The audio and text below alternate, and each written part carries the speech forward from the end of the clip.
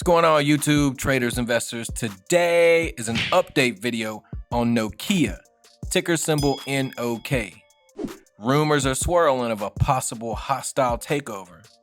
Will the government let it happen? Who are the players? My damn phone. Before we get in the video, if you like this type of content and you want to see more, please subscribe to the channel and hit that like button because it really helps. Helps with the algorithm and get my information out to more people. Also, smash that bell for future notifications. Now let's jump into the news. On the 17th of April, Nokia shares spike on report of takeover bid. This was something, I really wasn't paying attention to the stock at the time this happened, but I guess the stock jumped like 4%. I'm going to dive into this article a little bit and see what the particulars were. Shares in Nokia rose almost 4% on Friday. That would have been the 17th of April, after a media report said the Finnish telecommunications group had hired bankers to defend itself against potential hostile takeover. So, somebody is trying to buy the company, and they are unnamed. We do not know who it is, if it's in a different country, where, who. We don't know anything. We just know that somebody is attempting to buy the company. Online telecom newspaper TMT Finance said Nokia had hired Citigroup to devise a defense strategy which could value the Finnish telecoms group at more than 17 billion. Well, they're already in the process of trying to defend this hostile takeover. The article goes on, Nokia hasn't yet made any statement about the report, which follows a similar one in February from Bloomberg that said the telecoms group was exploring a strategic options and working with advisors to consider potential asset sales and mergers. So what this is doing is leading up to,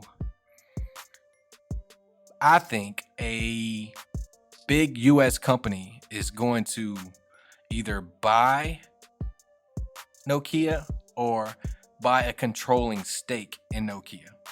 And in this next article, we'll get a little more into what exactly is going on. On the 22nd of April, The Motley Fool did an article titled, "Could These Four Companies Buy Nokia?" Nokia stock was recently jolted by rumors of a hostile takeover. The online paper TMT Finance claimed that the Finnish network equipment maker was fending off a bid from an unnamed suitor, but Nokia remained silent on the matter. You know, when they stay silent, that means something is going on. You better believe it. The article goes on to name the four companies they believe could potentially buy Nokia, with the first one being Ericsson, ticker symbol ERIC. It says Nokia controlled 15.9% of the global telecommunications equipment market last year, according to Del Oro Group, placing it between Huawei's 27.8% share and Ericsson's 13.6% share. So, you just heard me bring up Huawei. Huawei is the one company the United States does not want to have anything to do with our 5G infrastructure. So that plays a big part in all of this mess right here with Nokia. So a while back, I did in my first video on Nokia, William Barr came out and said that they were looking to potentially invest into Ericsson and Nokia to help build our 5G infrastructure. So, because they didn't want Huawei to have anything to do with it. If you know anything about Huawei, Huawei is basically controlled by the Chinese government. So, enough said there. But it goes on to say Nokia has an enterprise value of 19 billion. Ericsson, which has a value of 28 billion, ended last quarter with just 3.4 billion in cash. So basically they're saying Ericsson is not going to have enough cash to buy Nokia. The next company, which is a US company, is Cisco, ticker symbol CSCO. Now, this is where we get back to with US Attorney General William Barr. Back in February, Barr declared that the American government should buy controlling stakes in Nokia and Ericsson to blunt Huawei's drive to domination. But with COVID-19 pandemic driving the US government to prioritize stimulus and relief packages, it seems increasingly unlikely the US will buy multi-billion-dollar stakes in both European companies.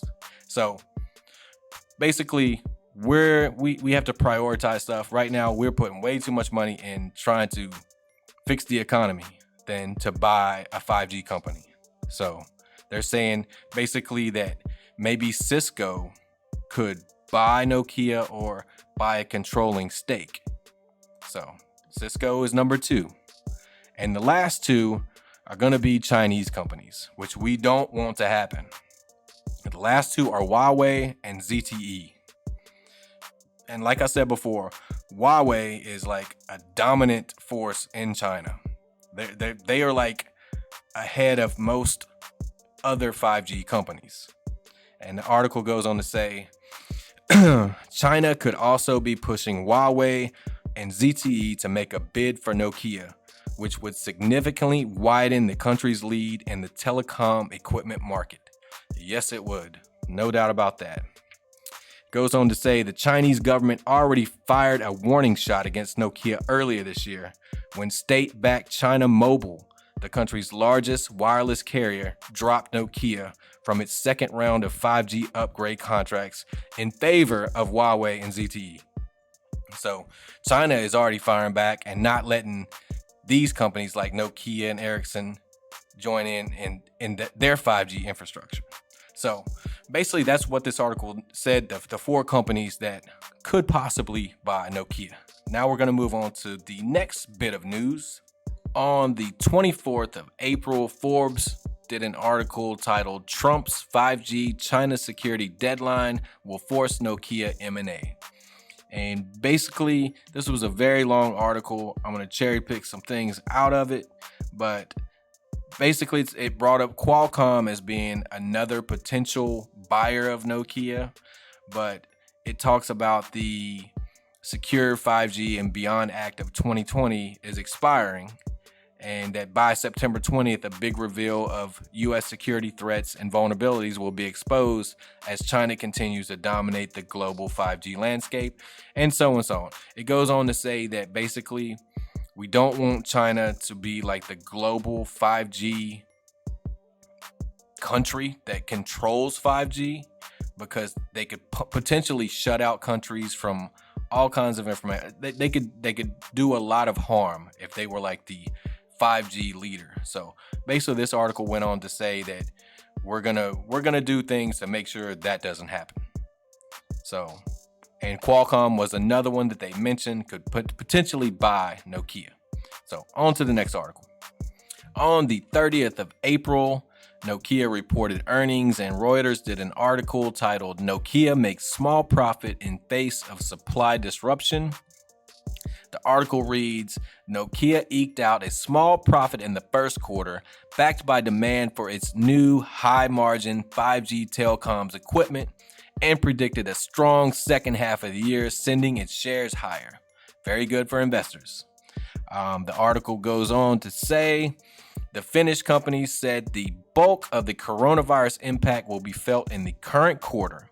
Its revenue slipped 2% in the first 3 months of the year, as it took a hit of about $217 million, largely because of the pandemic disrupted supply from the operations in China.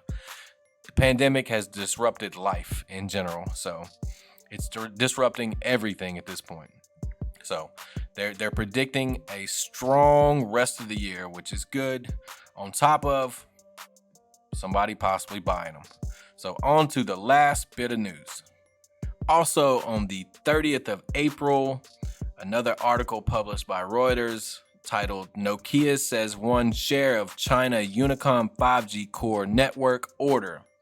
That's very, very big, because if you remember in the articles before, it looked like China was going to shut them out, but they didn't. The article goes on to say Nokia has won a share of China Unicom's 5G core network order alongside Huawei and ZTE. Nokia's chief executive Rajiv Shuri told Reuters in an interview citing information published by the telecom operator. So the article goes on to say, we are the only foreign supplier in China Unicom for 5G core, Shuri said. So that's big. They're the only foreign company that's integrating with Huawei and ZTE for the 5G infrastructure.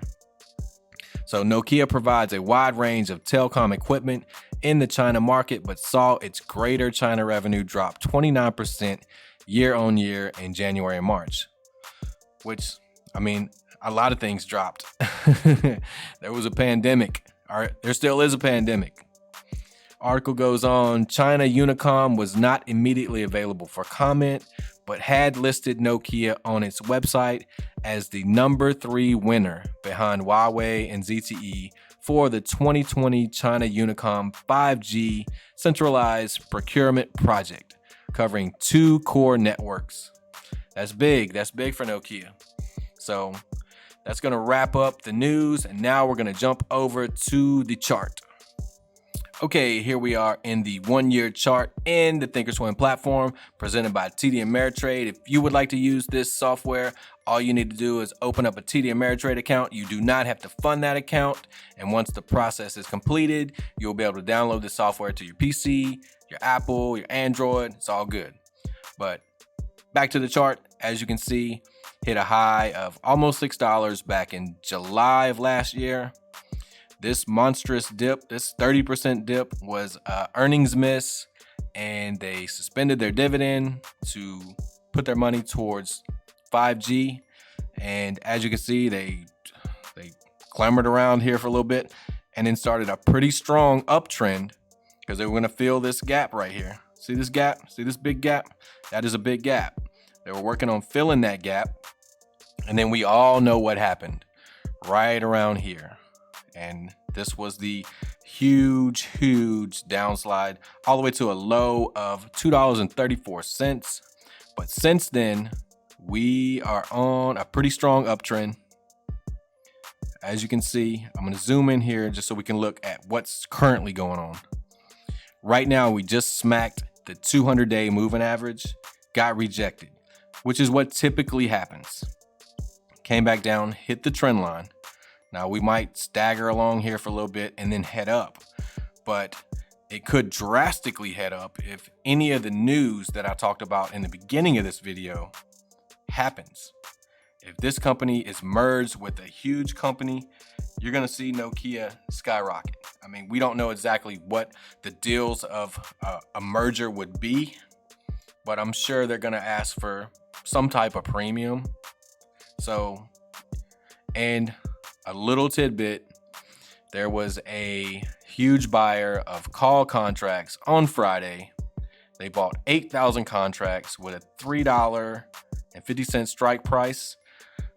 I want to say the options weren't too expensive. I want to say like 25 cents. So $25 times 8,000. So somebody put some money because maybe they know something's going to happen relatively quickly. But let's go back and look at where there would be some support and resistance on this stock. So we're sitting right here at about 360. If you look across, there was some consolidation at 360, and then we took off, got rejected at the 200. I don't know. As you can see, that's in that gap. Got rejected, came back, found some resistance right here, but this could have been leading into this right here. There was a lot of bad news coming out at the end of February. So a lot of things were starting to turn south. And that's exactly what she did. But once we start pushing back up, you'll see maybe at 420, then 450, but there's no telling what could happen. The strongest support I see on the year chart was about 475, 485. But we've got a ways before we get up there. And there's a lot of things that can happen prior to that. So, but this is a stock that if you're going to get in for the long. This is a cheap stock that could drastically go up depending on what happens. So that's pretty much going to conclude this video. If you like the content, subscribe, hit that like button because it helps out tremendously, and smash that bell for future notifications, and I will see you in the next video. Thanks for watching.